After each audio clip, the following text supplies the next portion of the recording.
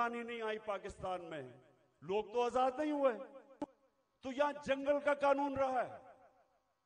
जो ताकतवर है वो जो मर्जी कमजोर के खिलाफ करे, वो कमजोर बेचारा बेबस है, क्योंकि मुल्क का कानून उसकी हिफाजत ही नहीं करता, और इसलिए लोग गुलाम रहते हैं। आज आप अपने पाकिस्तानी जो यहां से गए हैं बरतानिया, जो यूरोप गए हैं, जो पाकिस्तानी मुल्क से बाहर गए हैं, उन मुल्कों में जिधर हकीकी जमहूरियत है और हकीकी आजादी है, पूछे उनसे कि क्या उनके मुल्क में कब्जा ग्रुप होता है? कब्जा ग्रुप वो होता है जो ताकतवर कमजोर की जमीन पे कब्जा करता है, और कानून बेबस होता है। जिस मुल्क के अंदर ताकतवर कमजोर के ऊपर जुल्म कर सके, उनको बनाना रिपब्लिक्स कहते हैं।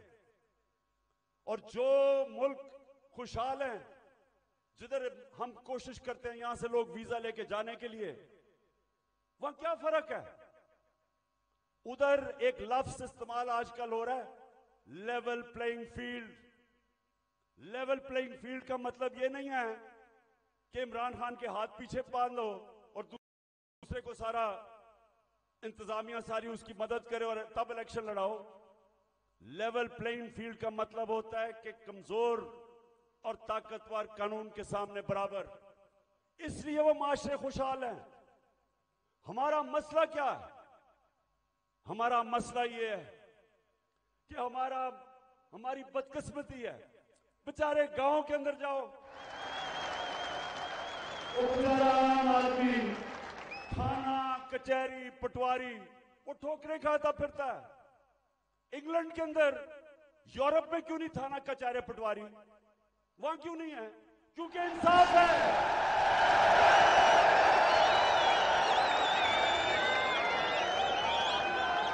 उधर का निजाम आजाद मुल्क है, वो लोगों को आजाद किया हुआ है, इसलिए वो खुशहाल हैं।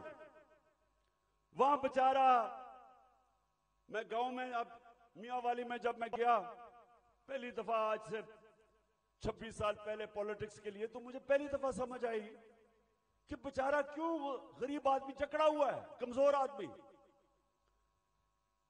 उसके घर चोरी हो, ताकतवर चोरी करवा दे, उसी के ऊपर पर्चा कर दे पुलिस, वो बेचारा ठोकरें खाता फिर रहा है।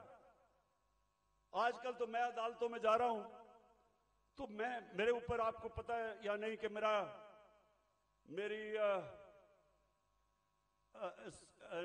क्या करूं, सेंचुरी तो हो गई है मेरी, अब मैं 150 पे जा रहा हूं।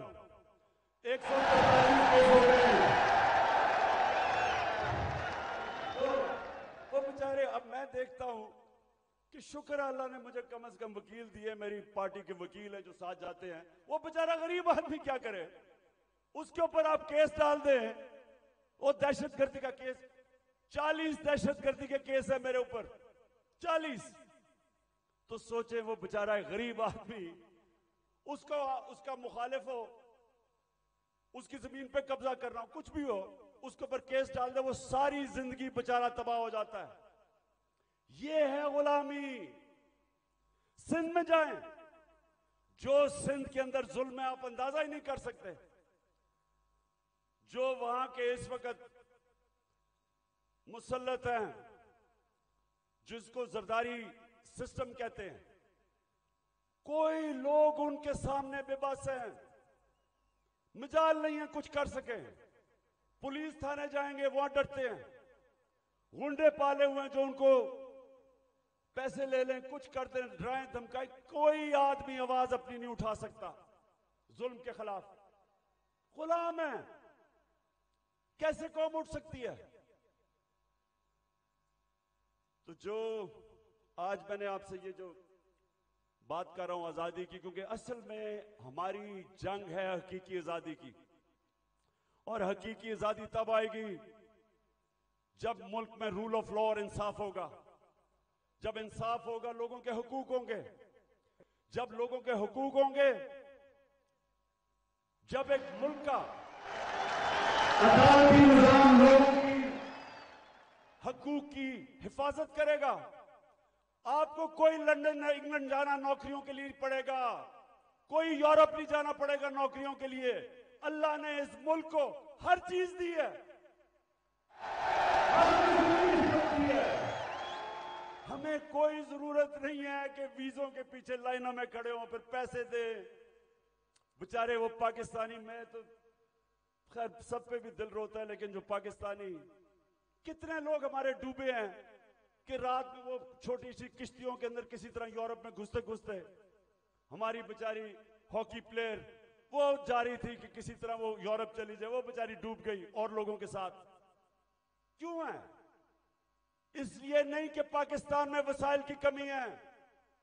मैं 3.5 साल जब प्राइम मिनिस्टर रहा हूं, मुझे खुद हैरत होगी कि अल्लाह ने इस मुल्क को क्या क्या नेमतें बख्शी हैं। लेकिन जब कानून ही नहीं है, जब इंसाफ ही नहीं है,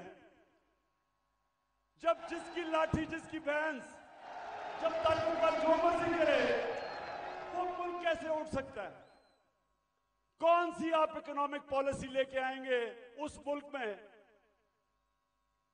जिधर इंसाफ ही नहीं है, जिधर कॉन्ट्रैक्ट एनफोर्समेंट नहीं है, जिधर रूल ऑफ लॉ नहीं है? आप जो मर्जी कर लें, उस मुल्क की किस्मत तो तबाही है। इसीलिए हजरत अली ने फरमाया था कि कुफर का निजाम चल जाएगा, लेकिन जुल्म का निजाम नहीं चल सकता।